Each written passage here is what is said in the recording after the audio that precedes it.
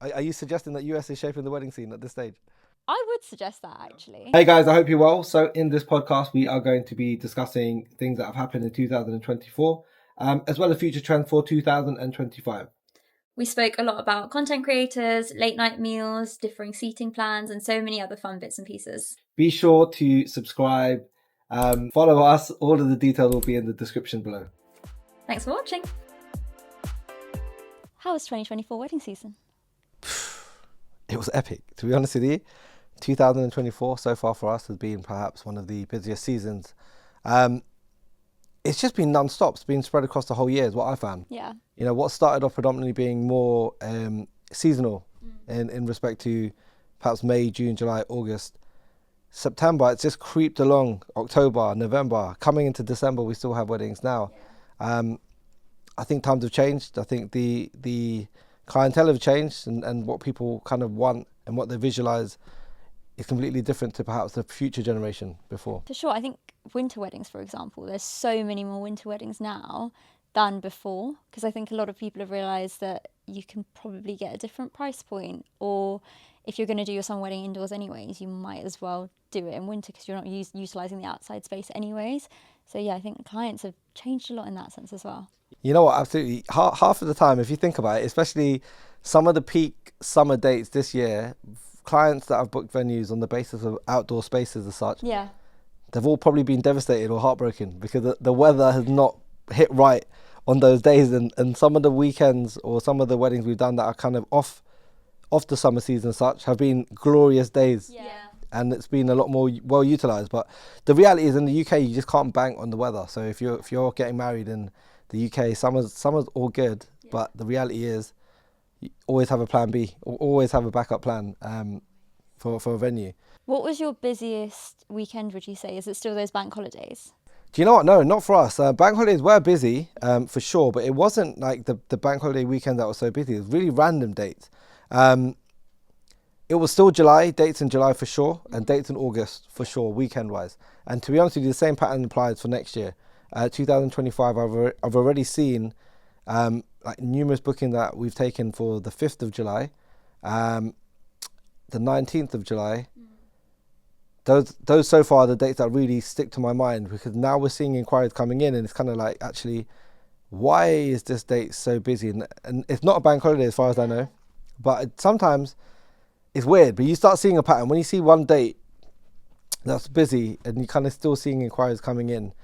Maybe it's priests saying, look, this is a good time to get married, or a good date, which perhaps is always a reason why people consider the dates and how they kind of pick about it. I find it. How's your 2024 been? It was good. It was interesting. Spoke to so many more suppliers outside of also the Asian wedding space. So I think it was really interesting to try and find similarities and differences in how we operate. But yeah, overall, I would say 2024 was a really great year. So much change in the industry. I think you're right. Even with clients and the ones that we've spoken to, like I, from a work perspective, had to speak to a lot of couples, but equally had a lot of friends' weddings and saw so many things done differently to friends' weddings the year prior, for example. I think one that I mentioned to you was one of my friends who, instead of having a wedding reception where she had a sit-down dinner for everyone, she actually treated it like an after party and then gave everyone takeaway boxes at the end. So that was it. So you literally had, she had her civil, then you had canapes, you had, so your canapes were your starters, and then you just went straight onto the dance floor for like 4 or 5 hours. They had a couple of videos that they played with like pre-wedding shoots, and then it just went straight into the end of the night, carriages, and then here you go, here's your takeaway meal. Do you know what? That's the best way to do it. I think myself this year, October and November, I've done 2 weddings that had a similar approach. Yeah. It was an engagement. It wasn't an engagement. It was a wedding reception. They had their civil wedding during the day, had the reception party in the evening, had an earlier dinner, I guess, with a lot of their guests, like a wedding breakfast aspect of things. Yeah. And then there was a party from straight away from 7 to 1.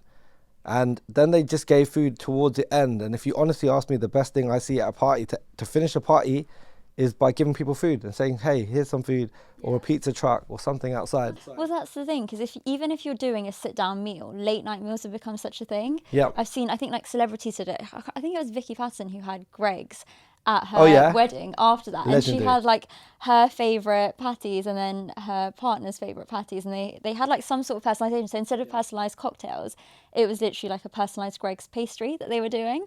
But I just Yeah. love how creative everyone's getting. And they're such practical things, because how many times Yeah. after a wedding or an event do you go to McDonald's, Burger King, or just a drive-through? Do you know what? Talking about McDonald's, I done a wedding in Penalonga a few years back, Yeah. and they done that. They had McDonald's actually there with like a stand. So right at the end of the party, there was like burgers, chips, everything there. I'd love that. And yeah, again, looking into next year, any client that's getting married, please consider this. This is some great advice here. Get some good food at the end of your evening, because people are the most hungriest at the end of the night. Yeah. Not when they walk in enjoying themselves, having a few drinks. Like, you know, people, depending on the dynamics of things, you know, I like to see open floor plans as such. Seating arrangements and things are great. But if I walk into a party, I would love to walk into a party where there's just food stations, bars, and I can do my own thing. That's what I would like. Do you think it's a generational difference? Because I sometimes think about family members. If I told them, oh yeah, it's open, here you go, these are your different food trucks, some of them might look at me a bit funny. Yeah. So do you think it's a generation that now we're seeing that shift and it's more accepted? Because even for this friend who did it, she actually cut her guest list where for the after party only a handful of them were invited. So anyone who was at the wedding in the morning or at the civil, they then went home. They didn't even know that this was happening, because she was like, I just want to sift through and actually have people who aren't going to complain and actually enjoy the dance floor, be there on that night. I've seen it after COVID. After COVID, there's been a shift in who's deciding the guest list, who's actually inviting people. It's no longer a shift on, hey, you know, the parents are more heavily involved. The younger bride and grooms are saying, actually, these are my friends. These are the people I want to be there. And rightfully so, it makes the party, in my opinion, to some capacity a lot better.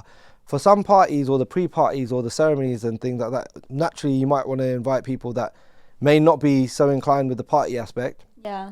And then basically breaking it down like that. Because otherwise, what I've been seeing this year, not a huge amount of times, but the dance floor, and then you've got the families, the immediate families, sometimes the closest to the dance floor, but some of them are elderly, some of them are not necessarily there to party or rave, but they're just sitting right awkwardly right next to the dance floor, just staring. And if you're on that dance floor trying to have a good time, and you got the tables just there, like, it's quite intense. And from where we're positioned and where we're watching it all, you know, we always pick up on it. Like, look at that, isn't this awkward? Because surely if they're going to be sitting around anyway, why would we not put them on tables that are a bit further away from the dance floor? It's a respect thing, isn't it, in our culture, where it's like, no, you can't have the eldest in the family sat behind. All the way at the back. But it's so interesting. Like, you can just see, and that's why sometimes for us seating plans also don't work. Yeah. Because you just know if their friend comes, or if you've got an elderly grandparent, they're just going to come and sit and no one's going to tell them to move. But you're right, it's so interesting how couples see it affecting the vibe. And even you as suppliers can see it affecting the vibe. Yeah, that's it. But I think a lot of it is vibe. And even now, I guess mainly because I follow lots of DJs and things along those lines, I'm looking at lots of different trends. Yeah. Like, we saw the whole boiler room style where DJs are kind of positioned in certain places with people dancing behind them. Interactiveness and social media presence, I think, is becoming a bit more of a trend-setting vibe. Yeah. And this will change the direction. Like, people will start creating more creative concepts online, especially when it comes to weddings. And naturally, I think this is where a lot of inspiration now is coming from. Yeah. And in 2025, I think some of these trends we'll start seeing are going to rely more heavily on things like having DJs maybe not so traditionally based in a specific place, or the same kind of things we expected years back. Like, this is the year where people are actually out there to say, listen, we're going to do this our way now. For sure. And I guess that's why even this year we saw so many content creators. Yeah. Because they capture the vibe of the wedding in a very different way. And so suppliers are conscious of it, couples are conscious of it in a good way, because it makes you kind of show up and pay attention to the details in a way that you wouldn't have beforehand. But yeah, I guess content creators, big one in 2024, probably very 100%. Massive in 2025. 2025 is the year of content creators. Yeah. Every single event we're going to be at will have one there. Yeah. I can imagine it's just going to become more and more of a case like that. I guess it's quite interesting. I think, you know, for myself anyway, I like the idea of having content, having cameras and shooting bits and bobs of it. It naturally helps with organic growth, showing kind of potential clients what it is that we actually do in the real life. Yeah, especially for you guys, because Yeah. it's not like you're a photographer where you can just show them Yeah, a yeah. still image. It wouldn't do it justice. No, I think it's just living in the real life moment now. It's kind of like organic content is king. Like just having a phone and someone shooting things from that perspective, POV as such, it works. And that's again what we're seeing now. So I think 2025 will be a lot more content creators for sure. I think a lot more kind of fireworks actually comes to my mind. I don't know why. Really? I think a lot more fireworks, and I have seen a lot of trends mainly in different countries. To be honest with you, You've seen the colourful ones at the back, yeah. I have. I know we don't have as much ground to play off in some Yeah. capacity, especially with summer wedding being a complete up or down, whether it can happen or not. So there's a lot of factors within that. But the other thing I'd probably like to see, or what I believe I'll see in 2025, will be like tattoo-styled parlours for like drinks receptions, where they'll have like Mendy artists kind of doing tattoos or having a little bit more playfulness on it. Yeah. I saw an engagement party in the US where they actually had a tattoo artist itself at the wedding. So not even just for Mendy, but in general. Yeah. And I think it's nice that everyone's being so much more creative on, okay, what's important to us as a couple? So I think that backstory was that couple, I think they had, on their first few dates together, they had got tattoos, which is probably quite a crazy thing to do when you're just dating. But now it's such a significant part of their story that they wanted it on their engagement. So I think that's what I'm excited to see more of in 2025 is just your journey and how you're incorporating that in the wedding. And I think that couples are seeing more of it on social media, so they're also thinking about their own journey and incorporating it in their own way. Yeah. Even this year, we've seen a lot of like room reveals where the bride and grooms walk in and they see the room for the first time as such. Yeah. And I think these kind of things are great. But again, from a bride and groom's perspective, I think this is what they're looking for now. And their wedding journey is no longer about a photo album or purely on a photo album or one video trailer that they might get 6 months later. Yeah. It's kind of like, what am I going to get tomorrow, today to share online in real life? Yeah, but I think it's a really interesting that you mentioned that, because I've seen a lot of photographers and videographers actually embracing it in a really good way, because it's in no way a content creator is going to replace photographers. No. Right? But for photographers and videographers to fight it and say, oh no, you don't need them, or actually get a bit annoyed and angsty about it, it won't make any sense. But it's really nice to see those that I'm speaking to who are embracing it and saying, well, actually, this is how we're going to work best together. Because content creators coming into it, they're really good. And I think there was Kahania by Shri, who I spoke to the other day, and she's always really good at saying, I'll be as hidden as possible and speak to the photographers and videographers beforehand to make sure I'm not getting in their way. And I guess it's nice to see the content creators make that effort from their side, and it's nice to see photographers and videographers embrace it. Yeah, absolutely, I agree. I think they've got a good way of kind of capturing it. In many ways, you're starting to see multiple different suppliers have someone from their team that are shooting content for their direction. I think we had a very brief conversation about what bride and grooms want, and they're going to get the best from their photographer and their video team, which makes sense, and that's always going to be the priority. Working together or cross-collaborating can sometimes be, sometimes a bit challenging, because naturally the photographer and the video team are there to create that magical moment for that bride and groom. The suppliers are kind of thinking more selfishly.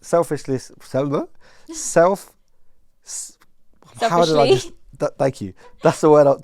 That's the word I'm looking for. They're thinking about what they're going to put out for their reels and how they're going to make themselves look and how their brand's going to be kind of put out. Collaboration, I think Instagram having the option now to add a collaboration after is great. And especially where you can add more than one. Initially it was just one, and now I think you can add up to 5. Yes. And that's really good. But I think you're right there that when you, if you have your own content team, for example, they're approaching it from a very different way. And for example, for you as DJs, they want to capture your DJs and what you're doing versus a content creator who's there booked by the couple who's actually capturing the whole vibe. And I think the latter is actually performing a lot better on socials as opposed to the former. So it's I think that's why it's so important to embrace it and be on good terms with everyone and collaborate, because you're going to get the best out of the content, and actually a potential client is more likely to look at it and think, oh, I love the vibe of that wedding, as opposed to, I love seeing just what that DJ is doing in a 30-second clip in isolation. But in many ways, I think a lot of people are judging, maybe not judging, but a lot of people are looking at companies on the basis of their Instagram, on the basis of where they've performed, how they look, and on the basis of it being within less than a minute. Instead of it being, hey, here's a mix. Do you want to listen to me for 3 hours play live at a wedding? Yeah. I don't think they're perhaps as interested in that direction. No, it's because Gen Z are impatient. Yes. I can say it because I am. Yes, you are. I think our attention span is like 7 seconds at the moment before we scroll. And it decreases by the time you get to that 7th second anyways. But they don't want to see, even if you put out a video of a minute, unless you're actually talking and engaging or using some form of clickbait to say stay tuned till the end, they're probably not going to be watching it. And so as suppliers, for you to be putting out content which is a minute long, it's taking more of your time. Yeah. And just not having the same benefit versus like a 5. But that's the thing, I think, is adapting to the age ranges. Like back in the day, if you think about when we started doing weddings, it was like quite a lot of it was heavily influenced by the parents. Yeah. So they had a lot more like leeway into that, and they were thinking of things on a whole different basis of recommendations, of preferred suppliers, things along those lines. I think now it's quite easy to capture attention. Like I'm getting inquiries from people from different countries that have just come across us purely on Instagram. That have never heard of us, that have just found us, they landed on the page, looked through it, and thought, I've never heard of them, but in like within those few minutes of looking at a few of the clips, they feel like this is a good enough position potentially to price something. And on the back end of that, we've picked up a huge base of clients in America. Oh wow! So we've done more than we've ever done destination weddings with US-based clients that are not from the UK, that have actually come across us purely on Instagram. Yeah. And then the journey started from there. And I guess that's a bit more of a Gen Z thing in comparison. What percentage of couples do you think are booking suppliers based off of who their friends or family have recommended? Because we did a poll on this. I would say maybe 50% still. Under 30%. Under 30? Yeah. Really? Wow. So we did That's a poll on interesting. it on our Instagram to try and understand the data, and so many more of them are saying it's either social media, they're actively searching it, or someone that they've seen at someone else's wedding through social media, as opposed to if, for example, back in the day, my cousin used so-and-so as a DJ, you should book them as well. I can get you a good rate. That doesn't really work anymore. Unless they've experienced it at a wedding. Then Yeah, I can relate to that. I think, I guess it's also, in many ways, sometimes dependent on I guess, the industry that supplier may be from. Yeah. I say that being because I know in the back end of the DJs that perform, that we represent, that do a wedding, if someone's heard that specific person at that wedding, it's more likely to convert into a sale on the back end of that, because they've already heard it and they say, hey, we've heard this, we're good to go. Sure. Sometimes I guess if a client doesn't get to experience that other service on the basis of a recommendation, it's always going to be harder. Well, you're right, because with DJ, if they've been to a wedding where you're performing, that's technically them trying and testing you out. Yeah, definitely. It's like, I don't know, a wedding stationery provider, for example, they can't necessarily understand the entire journey, and actually they can see it and they've got something tangible, but they don't see like the design process or everything else that goes into it during the day. Yeah, I think, well, amongst other things, I guess, is there any other specific trends that you are seeing or that you imagine will shape for the future of 2025? I think for next year, we're seeing a lot of different cultural weddings, which is a nice one. Yep. And I think that's just come through because you're having fusion weddings and people marrying outside of specific cultures. But I think it's really nice because you're seeing everyone embrace their cultures and traditions in different ways. So I think that's changing the way a traditional Hindu ceremony would look, for example, in the mandap. It will now look ever so slightly different, but then a bit more personalised. So I'm seeing a lot more of that, and I'm seeing suppliers want to learn a lot more about other cultures because of that, which is quite nice. Yeah, that makes sense. I guess it's the same for us this year. We've had many more multicultural weddings, and we've got good personalities from different groups, lots of different things. And even for us, it's still an experience. In the amount of weddings we've done, I'm still seeing things I've never seen before at weddings. Yeah. So I guess it keeps it fun, keeps it more. I love looking on TikTok to see what's been done and what's been new. Because I don't know if UK suppliers use TikTok as much. I see a lot of US suppliers using it because I guess it's just bigger out there before it gets banned. And it is so cool to see the kind of things that they're doing out there. Like, I think food trucks were out there before they were here. I think the kind of colour schemes and the weird and wacky ideas that they're doing out there are very different. Because I think sometimes we probably stick to a bit of a cookie cutter approach. Whereas in the US... It's true. US is like... Are you suggesting that US is shaping the wedding scene at this stage? I would suggest that, Yeah? actually. Okay. But interestingly, I spoke to someone who's also in the wedding industry, more on the Caucasian side, who said that they were at a conference, they were at Wedding MBA in the US, and actually they think US is quite far behind.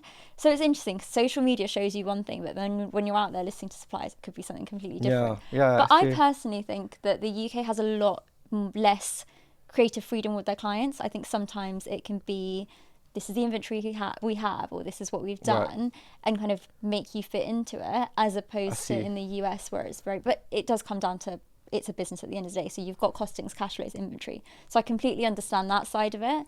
But if I'm looking at the creatives of it, I think the US is very much more accepting of different styles of wedding, or maybe it's a cultural thing as well, because I Yeah. think Asian weddings have a certain way that they've always been done, or like paisley was always used, colourful Yeah. is always used for your mehndi, like all of those different elements.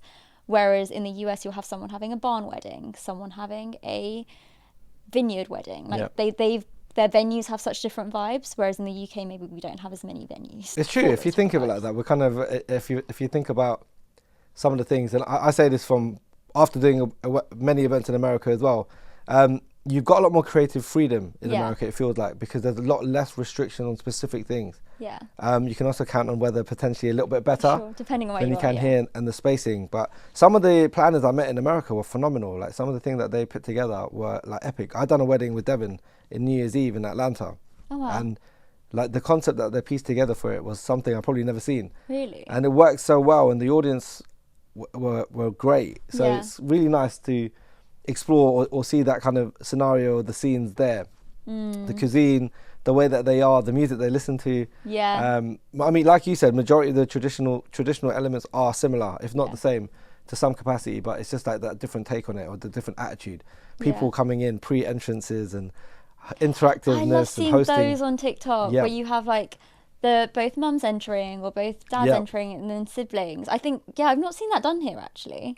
I've in done it a any handful of times, but I don't think it's something as out there as Yeah. of yet. I think it takes a fairly confident kind of couple to and families, And families, yeah. to be like, put me on the spot. I'm okay with it, because I find a lot of the families in the wedding ceremony aspect of things want to be a little bit more reserved, a little Yeah. bit more backlined. And again, that's another thing I've seen is head tables are becoming less and less popular. I'm seeing more sweetheart tables, just the bride and the groom. Yeah. And sometimes when you do see the head table and you've got the parents, the siblings, etc., it's some of them feeling really awkward. And then when you speak to some of the parents and they're Yeah. like, I just want to sit with my friends. And then Yeah. they're basically placed on a stage right there with lights on them, and it's kind And of 'cause sometimes it's overwhelming. usually empty as well because they are up and about Yeah. talking to their friends, to be honest. Yeah. And if you're on the table, they're just watching you eat. Yeah. Whereas, yeah, I'm thinking about all of the weddings I've been to this year have all been sweetheart tables. Okay. You're right, none of them have been top table. And Have you been to any this year without head tables altogether? yeah. Yeah? Yeah. That's another thing. Well, the Which one is that what- I had where there was just no seating, like it Yeah. was, and it was so nice because you had. Don't let them sit down, then they can party all night. That's the thing, and they had sofas like this, so you could take a bit of a break. But I think they had about 4 different sofas, and then they had the high tables that you could keep your drinks on, and it was very much more like a canapes vibe. But I really liked it because then at that wedding, I saw the bride more than I'd seen any other bride at any other wedding I've been to, because she was just so relaxed, because there wasn't that level of formality. Because I think for the couple as well, like if you're having a sit down meal and everyone's got a seating plan, it is another level of formal, and you've never Yeah. probably hosted something like that. More often than not, you've not ever before in your life. So Yeah, it yeah. also adds to the nerves, adds to the pressure. Whereas this one, the bride, my best friend, she was just so chilled out, and it was Yeah, great. but that's what you want, right? If you're getting married, the last thing you need to do is put yourself through unnecessary stress. Yeah. And people do say, "Oh, should I do this? Should I do that?" And I always say the same thing: just do what you want to do. It's your party. That's Like, the this thing. is your but I- party. Do it however you need to. Yeah, but I do think that everyone's like, no, but a wedding should be done in this particular Yeah, way, yeah. or my cousin did this, so I need to do this. But you often find those couples take on more stress Yeah. than those who just do their own thing. Some people, I guess, if there is a blueprint of, this is how it looks like. This is when, for example, the guests enter, bride and groom enters. They come in, cut the cake, Yeah. take their seats, do 3 speeches, main meal, first dance, party starting, things like that. When they've got an order, I think sometimes it helps people just feel like, all right, I'm organized, I'm planned. They don't want to not plan for their big day as such. But oh yeah, I love organised fun. Like, don't get me wrong there. I think you need order. I love the speeches. I know that some people just don't love speeches, and I think they are kind of dying down a little bit at the moment. But speeches, cake cutting, I love all of that in an organised fashion, but just not overly done to the extent of this is where everyone has to sit, and if they're not sat in this particular place at this particular time, I'm going to lose it. Yeah. No, I think I agree. As in, like, structured, the kind of idea of having an order works well, and I think that's really where you see the flaws. When you see a good party or a bad party, it's generally based on the running order. Yeah. It's based on how they've done it, and you've got different people saying different things. So caterers will say one thing, DJ companies are going to say one thing, bands, etc. might say one thing, but they're always going to give you the direction for what's benefiting them the most, whether it's the party perspective, whether it's the food perspective. Yeah, and I think that's what couples need to realise, is that if you're getting married, you possibly haven't planned a wedding before, right? And so you are going to get opinions coming from 10 different suppliers saying 10 different things, but it's right, you just have to prioritise what's more important to me. And if it is the DJ, then I can prioritise that. If it is the food, then my caterer is going to be of utmost importance. Yeah, absolutely, that's it. Yeah, so what is one thing that you would say to couples who are getting married in 2025 that they should be doing, other than just enjoy it? I would say, to some capacity, plan ahead, plan a party or a wedding reception more so on actually what you want. Start with that. So what's important to you? Things like, all right, if food's more important to you, it makes sense to go through canapes, starters, mains, desserts. You've got time for all of that. Yeah. If partying is more important to you, it might mean that you need to maybe just do canapes, mains, and some sort of floating desserts or something like that to allow you more party aspect on the dance floor. Yeah. So I think those are things that it's kind of know what's important to you firstly before like actually speaking DJ. to someone. Yes, indeed. Of course, and then I think late night snacks is key. Yeah. So if you're looking at any party, the easiest way to end the party is by just say, hey guys, there's some food here. Thank you. Bam. End the music. Let them eat, and nobody's going to complain. No one's going to shout. Yeah. No one's going to be upset. If anything, everyone's going to be very happy. Yeah. Save them the journey going to the McDonald's at like 3 a.m, the only place open on the way back home. Exactly. At that time frame. Yeah. What's your advice for any specific couple for next year? I would say don't feel the pressure to do too much. I think nowadays couples are like, oh, so-and-so had dancers, and then they had all of these tarot card readers and this and that. And I think sometimes couples do too much and lose the essence of it's also your wedding and you just want to enjoy it and be present. So that'd be the main thing. Don't let social media dictate you to a whole new extent where you're having a wedding that you didn't really want in the first place. If you want that, and say, for example, I love astrology. So if I had tarot card readers at my wedding, it would make a lot of sense and none of my friends would bat an eyelid. But if you're someone who's not into that and then you're doing it just because you've seen someone else do it, don't bother, because it will just cause you more stress, be more expensive, and you're not going to use it and enjoy it. So what's the point? Yeah, that's true. It's true. I think that's a good way to sum up the future thing that I guess we can advise clients on for 2025. And I guess, is there anything else you'd like to add for any pointers or tips or good advice or good practices for next year? Or should we leave that all for the next podcast? I think let's leave it for the next one. Okay, super. Well, thank you for tuning in. Thanks.